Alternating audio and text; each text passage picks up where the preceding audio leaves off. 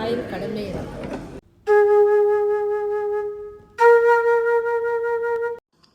Hello, welcome back to my YouTube channel. ಇವತ್ತು ತುಂಬ busy ಇದ್ದೀನಿ, ಆದರೂ ಕೂಡ ವ್ಲಾಗ್ನ ಮಾಡ್ತಾ ಇದ್ದೀನಿ. ಯಾಕಂದರೆ ನಾವು ಮನೆ ಶಿಫ್ಟ್ ಮಾಡ್ತೀವಿ ಅಂತ ಹೇಳಿದ್ದೆ ಅಲ್ವಾ.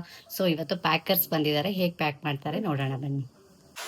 ಮಾರ್ನಿಂಗ್ ಬೇಗ 7 o'clock ಪ್ಯಾಕರ್ಸ್ ಬರ್ತಾರೆ ಅಂತ ಹೇಳಿದರು. ಹಾಗಾಗಿ ನಾವು ಬೇಗನೆ ಎದ್ಬಿಟ್ಟು ಫ್ರೆಶ್ ಅಪ್ ಆಗಿ ಕೆಲವೊಂದು ಥಿಂಗ್ಸ್ ನಮಗೆ ಅರ್ಜೆಂಟಿಗೆ ಸಿಗಬೇಕಲ್ವ, ಹಾಗಾಗಿ ಕೆಲವೊಂದು ಥಿಂಗ್ಸ್ನ ನಾವೇ ಸ್ವಲ್ಪ ಪ್ಯಾಕಪ್ ಮಾಡ್ತಾ ಇದ್ವಿ.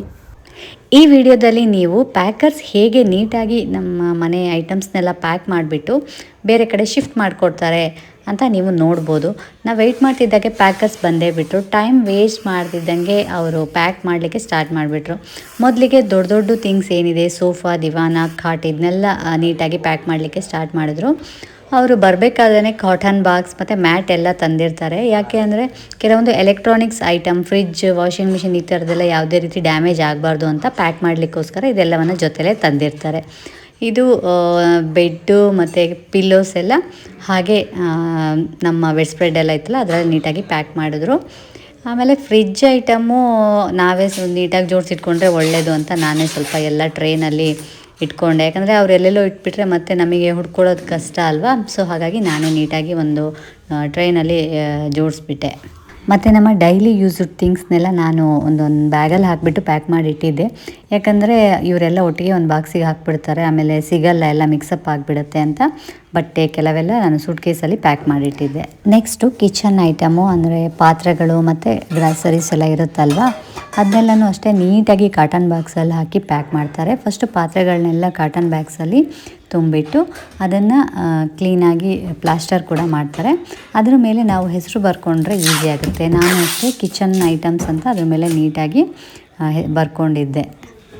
ಇನ್ನು ನಾವು ಡೈಲಿ ಯೂಸ್ ಮಾಡಲಿಕ್ಕಂತ ಇಟ್ಕೊಂಡಿರೋ ದಿನಸಿ ಪದಾರ್ಥಗಳನ್ನ ಡಬ್ಬಿಗೆ ಹಾಕಿಟ್ಟಿರ್ತೀವಲ್ಲ, ಅದನ್ನೆಲ್ಲ ಅಷ್ಟೇ ನೀಟಾಗಿ ಪ್ಲಾಸ್ಟರಲ್ಲಿ ರ್ಯಾಪ್ ಮಾಡ್ತಾರೆ. ಯಾಕಂದರೆ ಕ್ಯಾಪ್ ಓಪನ್ ಆಗಿಬಿಟ್ಟು ಚೆಲ್ಕೋಬಾರ್ದು ಅಂತ ಪ್ರತಿಯೊಂದು ಚಿಕ್ಕ ಬಾಕ್ಸಿಗೂ ಸಹ ನೀಟಾಗಿ ಪ್ಯಾಕ್ ಮಾಡ್ತಾರೆ. ಇವರು ಒಂದು 5 ಜನ ಬಂದಿದ್ದರಿಂದ ಒಬ್ಬೊಬ್ಬರು ಒಂದೊಂದು ಕಡೆ ಮಾಡ್ತಾಯಿದ್ರು. ಕಿಚನಲ್ಲಿ ಒಬ್ಬರಾದರೆ ಇವ್ರು ನೆಕ್ಸ್ಟು ಫ್ರಿಜ್ನ ಪ್ಯಾಕ್ ಮಾಡ್ತಾಯಿದ್ರು. ಫ್ರಿಜ್ಜು ಮತ್ತು ವಾಷಿಂಗ್ ಮಿಷಿನ್ ಹೀಗೆ ನೀಟಾಗಿ ಅವ್ರು ತಂದಂಥ ಮ್ಯಾಟಲ್ಲಿ ಕ್ಲೋಸ್ ಮಾಡಿಬಿಟ್ಟು ಅದಕ್ಕೆ ಕೂಡ ಪ್ಲಾಸ್ಟರಲ್ಲಿ ರ್ಯಾಪ್ ಮಾಡ್ತಾರೆ.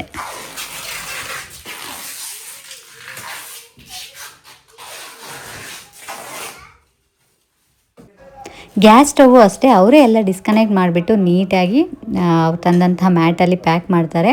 ಅದು ಸಹ ನೀವು ನೋಡ್ಬೋದು. ಇವರು ಪ್ಯಾಕ್ ಮಾಡ್ತಾ ಇರಲಿ, ಹಾಗೆ ನೋಡ್ತಾ ನಾನು ಹಿಂದಿನ ವ್ಲಾಗಲ್ಲಿ ಕೇಳಿದಂಥ ಒಗಟಿಗೆ ಆನ್ಸರನ್ನು ಹೇಳಿಬಿಡ್ತೀನಿ. ಇವತ್ತು ನಾನು ಸೆಕೆಂಡ್ ಒಗಟಿಗೆ ಆನ್ಸರನ್ನು ಮೊದಲು ಹೇಳ್ತೀನಿ. ಎರಡನೇ ಒಗಟು ಏನಾಗಿತ್ತು ಅಂತ ಅಂದರೆ, ಇದು ನಿನಗೆ ಸ್ವಂತ, ಆದರೆ ನಿನಗಿಂತ ಇದನ್ನ ಬೇರೆಯವರೇ ಜಾಸ್ತಿ ಯೂಸ್ ಮಾಡ್ತಾರೆ, ನೀನು ಯೂಸ್ ಮಾಡಲ್ಲ ಅನ್ನೋದು ಎರಡನೇ ಒಗಟಾಗಿತ್ತು.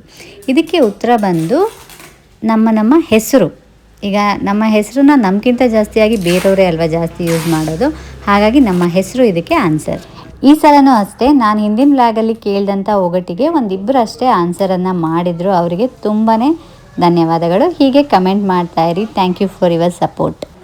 ನಾನು ಆನ್ಸರ್ ಹೇಳಿ ಮುಗಿಸೋ ಅಷ್ಟರಲ್ಲಿ ಇವರ ಗ್ಯಾಸ್ ಪ್ಯಾಕಿಂಗ್ ಕೂಡ ಆಗೋಯಿತು. ಇದಾದಮೇಲೆ ನೆಕ್ಸ್ಟ್ ಬೆಡ್. ಆ್ಯಕ್ಚುಲಿ ಈ ಬೆಡ್ನ ನಾವು ಯೂಸ್ ಮಾಡಲ್ಲ, ಅದಕ್ಕೆ ಮೇಲಕ್ಕೆ ಎಲ್ಲರೂ ಹಾಕಿಬಿಡೋಣ ಅಂತ ಹೇಳಿಬಿಟ್ಟು ನೀಟಾಗಿ ಅವ್ರ ಹತ್ರನೇ ರ್ಯಾಪ್ ಮಾಡಿಸ್ಬಿಟ್ವಿ. ನೆಕ್ಸ್ಟ್ ಇದು ಸೋಫಾನು ಅಷ್ಟೇ ಮ್ಯಾಟಲ್ಲಿ ನೀಟಾಗಿ ಕ್ಲೋಸ್ ಮಾಡಿದ್ದಾರೆ. ಇದೆಲ್ಲದ್ರ ಮಧ್ಯೆ ಶ್ರೀಜುಗಂತೂ ಮಜಾ ಆಗಿತ್ತು. ಯಾಕಂದರೆ ಎಲ್ಲ ಐಟಮ್ಸು ಹರಡ್ಕೊಂಡಿತ್ತಲ್ವ, ಆ ಸಂದಿಲಿ ಈ ಸಂದಿಲಿ ಬಚ್ಚಿಟ್ಕೊಂಡು ಆಟ ಆಡ್ತಾ ಇದ್ಲು. ನಮಗೆ ಕೆಲಸ ಎಲ್ಲ ಜಾಸ್ತಿ ಇದೆ ಅಂತ ನಾವು ಅಂದ್ಕೊಂಡ್ರೆ ಇವಳಿಗೆ ಸಖತ್ ಮಜಾ. ಮಕ್ಕಳು ಅಂದರೆ ಹಾಗೆ ಅಲ್ವಾ, ಅದಕ್ಕೆ ಬಾಲ್ಯ ಅನ್ನೋದು ಮತ್ತೆ ಬರೋಲ್ಲ, ಒಂಥರ ಗೋಲ್ಡನ್ ಲೈಫ್ ಅದು. ಓಕೆ, ಹಾಗೆ ಪ್ಯಾಕಿಂಗ್ ಎಲ್ಲ ಆಗ್ತಾ ಇದ್ದಂಗೆ ಐಟಮ್ಸ್ನೆಲ್ಲ ಗಾಡೀಲಿ ಜೋಡಿಸ್ಬಿಡ್ತಾಯಿದ್ರು. ಫಸ್ಟಿಗೆ ದೊಡ್ಡ ದೊಡ್ಡ ಐಟಮ್ಸ್ ಎಲ್ಲ ಈ ಕಾಟು ಅದೆಲ್ಲ ಏನಿದೆ ಅದನ್ನೆಲ್ಲ ಫಸ್ಟ್ ಜೋಡಿಸ್ಬಿಟ್ರು. ಆಮೇಲೆ ಉಳಿದಿದ್ದು ಕಿಚನ್ ಐಟಮು, ಬಟ್ಟೆ ಅದನ್ನ ತೊಗೊಂಡೋಗೋಣ ಅಂತ ಪ್ಲ್ಯಾನ್ ಆಗಿತ್ತು. ಇನ್ನು ಮಂಚ ಎಲ್ಲವನ್ನು ಅವರೇ ಅನ್ಫಿಟ್ ಮಾಡಿಬಿಟ್ಟು ನೀಟಾಗಿ ಮತ್ತೆ ಹೊಸ ಮನೆಗೆ ಹೋದ್ಮೇಲೆ ಅಲ್ಲಿ ಫಿಟ್ ಕೂಡ ಮಾಡಿಕೊಡ್ತಾರೆ. ಇದು ನಮ್ಮ ಎಮ್ಮ ಮ್ಯಾಟ್ರಸ್, ಅದನ್ನು ಕೂಡ ಅಷ್ಟೇ ನೀಟಾಗಿ ಪ್ಯಾಕ್ ಮಾಡಿದ್ರು. ನಾನು ಆಗಲೇ ಹೇಳ್ದಂಗೆ ಕಾಟ್ನ ಆಲ್ರೆಡಿ ಅನ್ಫಿಟ್ ಮಾಡಿದ್ದಾರೆ. ಅನ್ಫಿಟ್ ಮಾಡಿಬಿಟ್ಟು ಇವಾಗ ಇದನ್ನು ಗಾಡಿಗೆ ಹಾಕ್ತಾ ಇದ್ದಾರೆ. ನೆಕ್ಸ್ಟು ಹೊಸ ಮನೆಗೆ ಹೋದ್ಮೇಲೆ ಅಲ್ಲಿ ಫಿಟ್ ಕೂಡ ಮಾಡಿಕೊಡ್ತಾರೆ.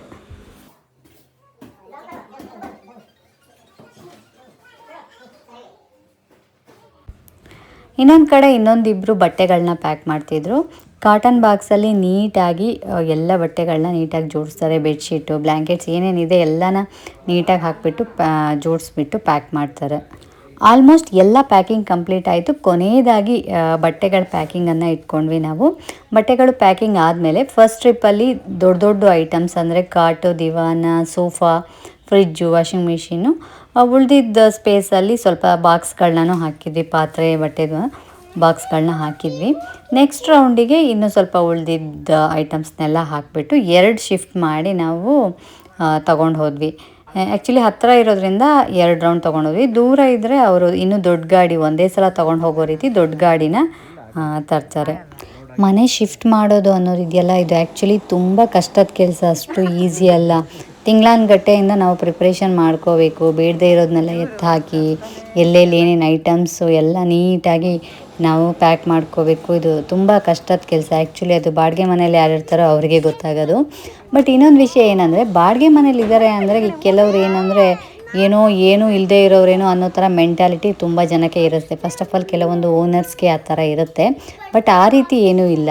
ಕೆಲವೊಂದು ರೀಸನಿಂದ ಸಹ ಅವರು ಸಿಟಿಗೆ ಬಂದು ಬಾಡಿಗೆ ಮನೇಲಿರ್ತಾರೆ. ಯಾವುದೋ ಕೆಲಸಕ್ಕೋಸ್ಕರ, ಇಲ್ಲ ಅವರ ಮಕ್ಕಳ ಎಜುಕೇಷನ್ಗೋಸ್ಕರ, ಇನ್ನೊಂದು ರೀಸನ್ಗೆ. ಅವ್ರಿಗೆ ಊರಲ್ಲಿ ಸ್ವಂತ ಮನೆ, ಜಾಗ ಎಲ್ಲನೂ ಇರ್ಬೋದು. ಬಟ್ ಇಲ್ಲಿ ಬಂದು ಕೆಲವೊಂದು ರೀಸನ್ಗೋಸ್ಕರ ಇರ್ತಾರೆ. ಫಸ್ಟು ಆ ಮೆಂಟ್ಯಾಲಿಟಿ ಇರೋರು ದಯವಿಟ್ಟು ತೆಗೆದಾಕಿ ಅಂತ ಹೇಳೋಕ್ಕೆ ಇಷ್ಟಪಡ್ತೀನಿ. ಈಗ ಎಲ್ಲ ತಗೊಂಡು ಹೊಸ ಮನೆಗೆ ಕೂಡ ಬಂದುಬಿಟ್ವಿ. ಹೊಸ ಮನೆಗೆ ಬಂದಮೇಲೆ ಎಲ್ಲನೂ ಅಷ್ಟೇ ಅವರೇ ವಾಪಸ್ ನೀಟಾಗಿ ತಂದು ನಾವು ಎಲ್ಲೆಲ್ಲಿ ಇಡಬೇಕು ಅಂತ ಹೇಳಿದರೆ ಅಲ್ಲಿ ನಮಗೆ ಇಟ್ಕೊಡ್ತಾರೆ. ಕಾಟು ಅಷ್ಟೇ, ಮತ್ತು ಸೋಫಾ, ದಿವಾನ್ ಇದನ್ನೆಲ್ಲವನ್ನು ಅಷ್ಟೇ ಯಾವ್ಯಾವ ಪ್ಲೇಸಲ್ಲಿ ಹೇಳಿದ್ರೆ ಅಲ್ಲಿ ನೀಟಾಗಿ ಜೋಡಿಸ್ಕೊಡ್ತಾರೆ. ಫ್ರಿಜ್ಜು, ವಾಷಿಂಗ್ ಮಿಷಿನ್ ಎಲ್ಲನೂ ಅಷ್ಟೇ. ಪಾತ್ರೆಗಳನ್ನೆಲ್ಲ ಕಿಚನಲ್ಲಿ ಒಂದು ಕಡೆ ಇಡ್ತಾರೆ. ಆಮೇಲೆ ನಮಗೆ ಹೇಗೆ ಬೇಕೋ ನಾವು ಜೋಡಿಸ್ಕೊಡ್ಬೇಕು. ಬಟ್ಟೆ ಇದೆಲ್ಲನೂ ಅಷ್ಟೇ ರೂಮ್ ಎಲ್ಲಿ ಹೇಳಿದ್ರೆ ಅಲ್ಲಿ ಇಡ್ತಾರೆ. ನಮಗೆ ಆಮೇಲೆ ನೀಟಾಗಿ ನಾವು ಹೇಗೆ ಬೇಕೋ ಹಾಗೆ ಜೋಡಿಸ್ಕೋಬೋದು. ಎಲ್ಲ ಥಿಂಗ್ಸ್ಗಳನ್ನ ಅದರದ್ರ ಜಾಗಕ್ಕೆ ಅವರು ನೀಟಾಗಿ ಸಾಗಿಸ್ತಾ ಇದ್ದಾರೆ. ಹಾಗೆ ಅದನ್ನು ನೋಡ್ತಾ ನಾನು ಲಾಸ್ಟ್ ವ್ಲಾಗಲ್ಲಿ ಕೇಳಿದಂಥ 2 ಒಗಟಲ್ಲಿ 2ನೇ ಒಗಟ್ಟಿಗೆ ಆನ್ಸರ್ ಹೇಳಿದ್ದೆ. ಈಗ ಫಸ್ಟ್ನೇ ಒಗಟ್ಟಿಗೆ ಆನ್ಸರನ್ನು ಹೇಳ್ತಾ ಇದ್ದೀನಿ. ಫಸ್ಟ್ನೇ ಒಗಟು ಏನಂತ ಅಂದರೆ, ಅಪ್ಪನ ದುಡ್ಡು ಎಣ್ಸೋಕ್ಕಾಗಲ್ಲ, ಅಮ್ಮನ ಸೀರೆ ಮಡ್ಚೋಕ್ಕಾಗಲ್ಲ ಅಂತ. ಇದು ತುಂಬಾ ಸಿಂಪಲ್ ಆಗಿರೋ ಒಗಟು. ಇದಕ್ಕೆ ಉತ್ತರ ಬಂದುಬಿಟ್ಟು, ಅಪ್ಪನ ದುಡ್ಡು ಎಣ್ಸೋಕ್ಕಾಗಲ್ಲ ಅಂದರೆ ನಮ್ಮ ಕೈಲಿ ಎಣಿಸ್ಲಿಕ್ಕೆ ಆಗದೆ ಇರುವಂಥದ್ದಂದರೆ ನಕ್ಷತ್ರ. ಹಾಗಾಗಿ ನಕ್ಷತ್ರ ಇದಕ್ಕೆ ಆನ್ಸರು. ಇನ್ನೊಂದು, ಅಮ್ಮನ ಸೀರೆ ಮಡ್ಚೋಕ್ಕಾಗಲ್ಲ ಅಂತ ಅಂದರೆ ಇದು ಆಕಾಶ.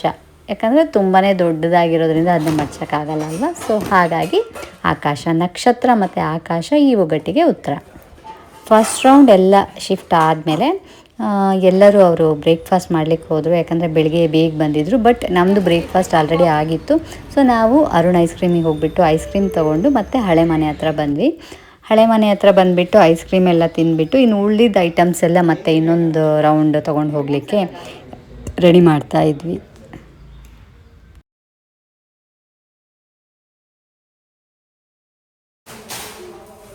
ಚೆಕ್ ಮಾಡ್ತೀನಿ ಏನಾರು ಇದು ಬಿಟ್ಟಿದ್ದೀಗ ಅಂತ.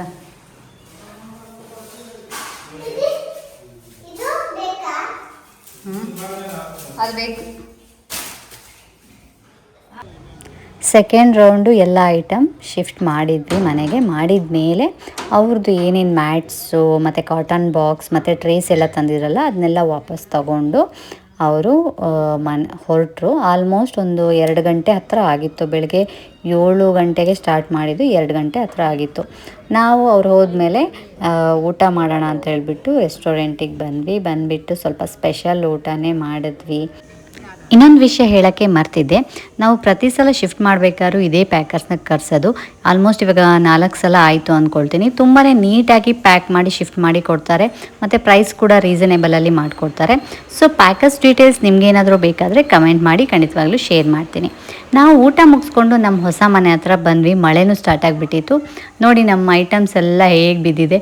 ಇದನ್ನೆಲ್ಲ ಅದರದ್ರ ಜಾಗಕ್ಕೆ ಸೇರಿಸೋದೇ ಒಂದು ಬಿಗ್ ಟಾಸ್ಕು. ಆ ಟಾಸ್ಕ್ನ ಕಂಪ್ಲೀಟ್ ಮಾಡಬೇಕು. ಸೊ ವ್ಲಾಗ್ನ ಮುಗಿಸ್ತಾ ಇದ್ದೀನಿ. ಇನ್ನೊಂದು ವ್ಲಾಗ್ ಜೊತೆ ನಿಮ್ಮ ಸ್ಕ್ರೀನ್ ಮೇಲೆ ಬರ್ತೀನಿ. ಅಲ್ಲಿವರೆಗೆ ಬಾಯ್.